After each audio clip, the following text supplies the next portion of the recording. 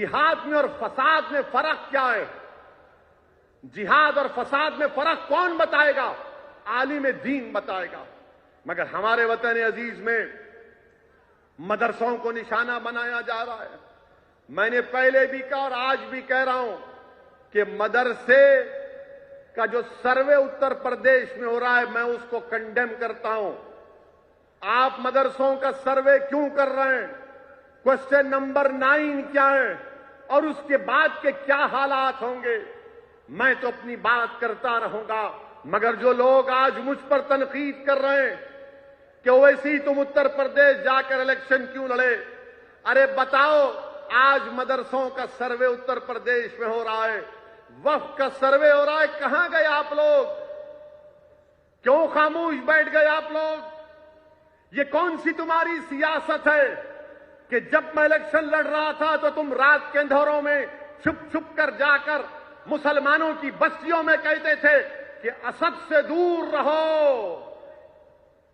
और अखिलेश को करीब करो, असद से दूर रहो और अखिलेश को करीब करो।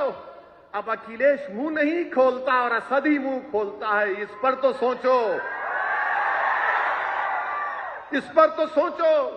ये कौन सी तुम्हारी सियासत है कि उत्तर प्रदेश में समाजवादी की ताईद और समाजवादी बीजेपी को नहीं हरा पाई तो आप बीजेपी के दुम छल्ले बन गए? ये कौन सी सियासत है आपकी, बताओ? मेरी मुखालिफत करो, मुझे परवाह नहीं है, मगर तुम जिसके लिए काम करे उसको तो बोलो कि मुंह खोल, कुछ तो बोल, जिंदगी का एहसास दिखाओ, दिलाओ उसको, मगर कुछ नहीं बोलेंगे। हम जब बोलते हैं तो बोलते अब हर मसले में बोलते, बराबर बोलेंगे, इंशाअल्लाह बोलते रहेंगे जब तक अल्लाह जिंदगी बाकी रखेगा, सच्चाई को बयान करते रहेंगे। आपको पसंद नहीं है, कान में रुई लगाकर बैठिए, क्योंकि सच्चाई कमजोरों को पसंद नहीं आती, सच्चाई गुलामों को पसंद नहीं आती। और याद रखो मुसलमानों, हिम्मत और हौसले को बुलंद रखो। मैं तुमको इसलिए कह रहा हूं, मैं बार बार कह रहा हूं कि इमाम हुसैन को याद रखो, इमाम हुसैन को याद रखो। सुबह क़यामत तक दुनिया इमाम हुसैन को याद रखेगी और सुबह क़यामत तक यजीद पलीद कहा जाएगा। मैं जाकर देखा हूं इमाम हुसैन के रोजे को, करबला गया था, मैं देखा इमाम हुसैन का रोजा ऐसा दिख रहा है कि जिंदगी है वहां पर। हुसैन के रोजे पर जिंदगी नजर आ रही है। वो करबला के मैदान को देखा, आंख में आंसू आ गए कि इसी जगह पर नवासे रसूल ने, अपने अहले बैत ने अपना सब कुछ कुर्बान किया। मगर जब वो रोजा देखोगे तो बोलेंगे यहां तो जिंदगी की मिसाल है। यजीद मुर्दार है, याद रखो। वक्त के यजीदों का साथ मत दो, वक्त के यजीदों का साथ मत दो। मुसलमानों, मैं तुमसे भीख मांग रहा हूं, पहचानो। अल्लाह ने तुमको दिमाग दिया, तुम दोस्त और दुश्मन की तमीज पैदा करो। तुम्हारे सफों में जो यजीदी एजेंट है उनको पहचानो, जो हुसैन का परचम उठाकर अपना सब चीज कुर्बान करने के लिए तैयार है, तुम उनका साथ दो। अगर ओवैसी खराब है तो ओवैसी से अच्छे एक लीडर को बना लो। अगर ओवैसी में थोड़ी बहुत सच्चाई है, मजलिस में है, तो साथ दो। मगर इन यजीदियों को पहचानो। वक्त के यजीद का साथ दोगे तो फिर वक्त का फिरौन और नमरूद मजबूत होगा। यजीदियों को निकालो तो वक्त का फिरौन और नमरूद खुद ब खुद कमजोर पड़ जाएंगे। मेरे अजीज दोस्तों और बुजुर्गों, आप जानते हैं कि आज से 2 दिन पहले आरएसएस के मोहन भागवत ने एक बयान दिया था। बयान में आरएसएस के मोहन भागवत ने कहा, मोहन भागवत ने यह कहा,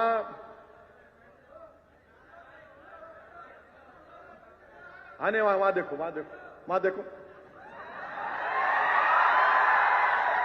वहां देखो, वहां मेरे को, वहां देखो। आप कैसा लगा स्क्रीन को? और अगर आप बैठ सकते तो बैठ जाओ, हरी टोपी बैठो। तो आरएसएस के, हाँ सुनिए सुनिए, आरएसएस के मोहन भागवत ने आरएसएस के मोहन भागवत ने अपनी विजयदशमी स्पीच में कहा कि भारत में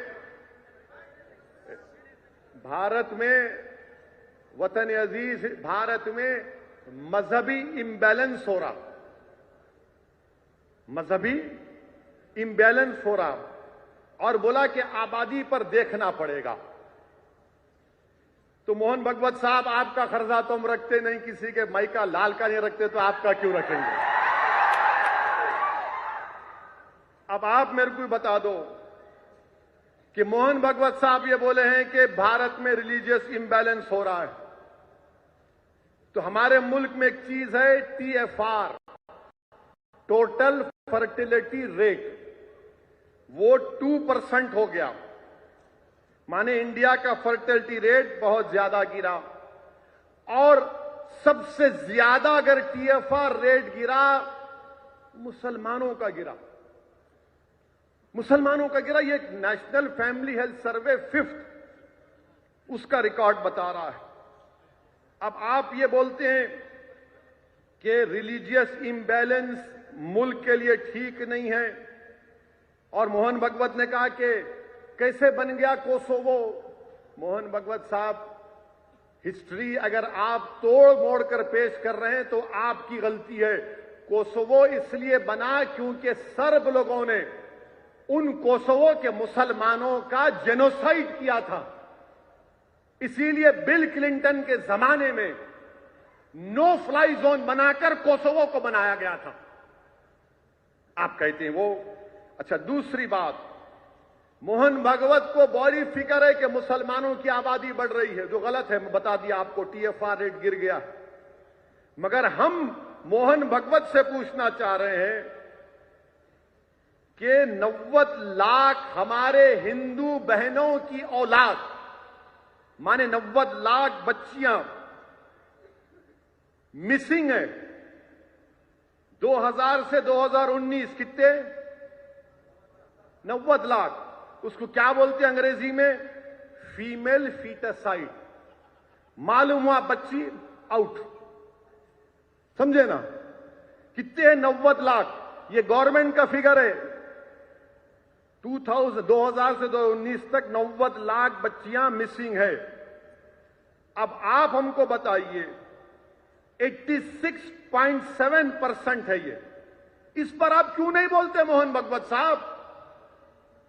आप बोलिए ना इस पर। अब बोलेंगे तुम क्यों नहीं बोलते? सुनो हम क्या बोलते। आपको मालूम जश्न रहमतुल्लाह अलमीन सल्लल्लाहु अलैहि वसल्लम है। अल्लाह के रसूल सल्लल्लाहु अलैहि वसल्लम ने सारी दुनिया को ये पैगाम दिया कि जब बेटी आती तो बाप उठकर उसका इस्तकबाल करता है। शहजादी जन्नत तशरीफ लाती तो अल्लाह के रसूल सल्लल्लाहु अलैहि वसल्लम खड़े हो जाते।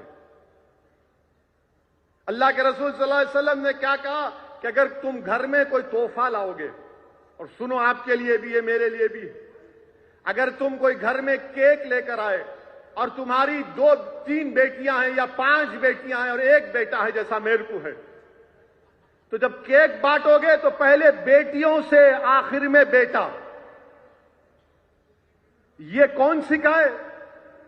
हमारे आका मोहम्मद मुस्तफा सल्लल्लाहु अलैहि वसल्लम।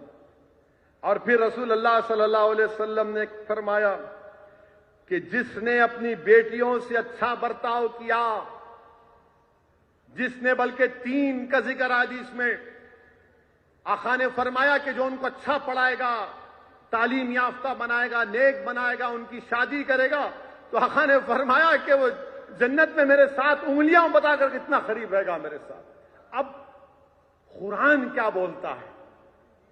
भगवत साहब, आपको दावत दे रहा हूं मैं कुरान की। आप पढ़ लो सूरह इसरा चैप्टर 17 वर्स 31 अल्लाह फरमा रहा है कि अपनी औलाद को इसलिए मत मारो उनको कि तुम उनको खाना नहीं खिला सकते, हम उनको रोजी देंगे, और उनको मारना बहुत बड़ा गुनाह अल्लाह कुरान में कह रहा है। मोहन भागवत साहब, आप बोलो इस बारे में। 2000 से 2019 फीमेल फीटरसाइड कितना है? 90 लाख। इस पर बात करो, आप नहीं करेंगे। अच्छा, फिर आप ये भी देख लो, बोलते पॉपुलेशन, आबादी को कंट्रोल करना है, मुसलमानों की आबादी नहीं बढ़ रही। तुम ना खामा टेंशन में मत ला जाओ, अरे आबादी बढ़ रही नहीं बढ़ रही, आबादी गिर रही, आबादी गिर रही हमारी। हर टीवी पर बैठ के बोलते। एक टीवी चैनल पे मुझे बुलाए डिबेट में, मिला, देखो मैं मुंह छोड़ के बोल दूंगा, तुम एहतियात करना। तो समझ में आ गया उनको। तो मुझसे बोले क्या बोलेंगे आप? मैं शुरू करूंगा बीजेपी के बड़े लीडरों से। बोले क्या बोलेंगे उनके बारे में? उनके बाप ने कितने बेटे बेटियां पैदा किए। तो बोले नहीं आप नहीं आप सही बोलते। बोला मैं सही बोल रहा हूं। तो इसीलिए हम बोल रहे हैं कि आप बच्चे मुसलमानों का TFR गिर रहा है, टेंशन मत लो।